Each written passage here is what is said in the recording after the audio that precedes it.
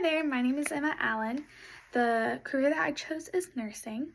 Instead of using a visual aid or PowerPoint, I decided to use props. So right now I am wearing scrubs.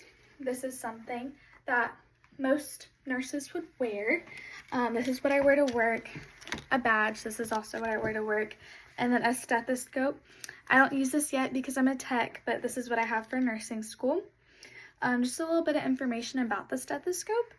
Nurses use stethoscopes to listen to patients' heart sounds and lung sounds.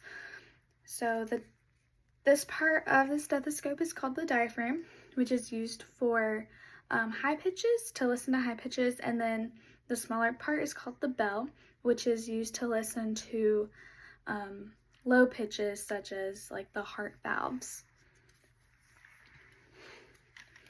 So first I'm going to talk about the roles of nursing. There are a variety of roles depending on which field you go in as a nurse. There are so many different fields that you can go into, such as pediatrics, that's where I work, like cardiac units, med-surg, NICU, so many places you can go. Military, flight nurse. Day-to-day duties include administering meds, placing IVs, maintaining drains, checking vitals, drawing blood, and so much more. The work environment is, for an average nurse, would be indoors, in a hospital, in a clinic, doctor's office, although there are other places that they could be, like home hospice, a life-flight nurse, or like I mentioned earlier, like in the military.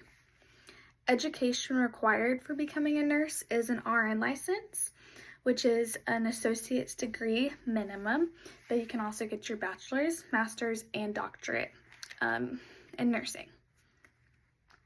The pay varies for all kinds of nursing jobs, but the national-wide annual wage for registered nursing is $93,600, which is roughly $45 an hour. The job outlook is 6.2%. I chose nursing because I enjoy helping others and making a difference in people's lives. My mom, who is a nurse practitioner, inspired me to pursue a career in healthcare. 3 strengths that support my career choice would be compassion, responsibility, and good communication. Without those 3, it's impossible to be a decent nurse. These qualities will help me provide excellent patient care and work with my healthcare team. Working with your team is huge in healthcare. Nurses make a tremendous impact on society by providing care, advocating for patients, and ensuring individuals receive safe, ethical, and compassionate treatment. Nurses help prevent illnesses by promoting healthy lifestyles and educating patients on disease prevention. During emergencies or disease outbreaks and natural disasters, nurses often are the front lines providing essential care and support. By improving patient outcomes and promoting public health, nurses help create healthier communities.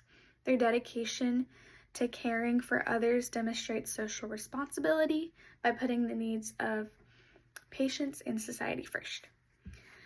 So now I'll be going over, 5 topics, which will be personal responsibility, self-management and motivation, emotional intelligence, interdependence, and lifelong learning. So first we'll start with personal responsibility.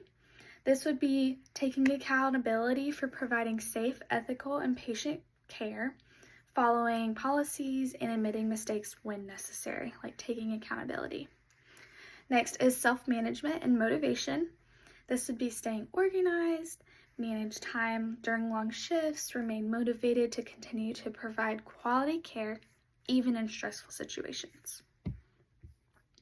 Third is emotional intelligence. Nurses need to show empathy towards patients. Sorry, an alarm went off and that cut out. We left off at emotional intelligence. Nurses need to show empathy towards patients and families They need to communicate respectfully with coworkers and remain calm during emergencies. Number 4 is interdependence. This is collaborating with doctors, therapists, pharmacists, physical therapists, and other healthcare professionals to provide the best possible care for the patient. Lastly is lifelong learning, and this is huge with nursing.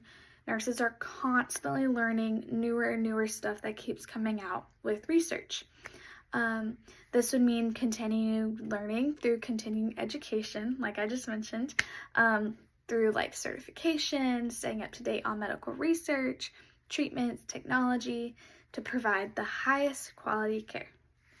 That is it. Thank you.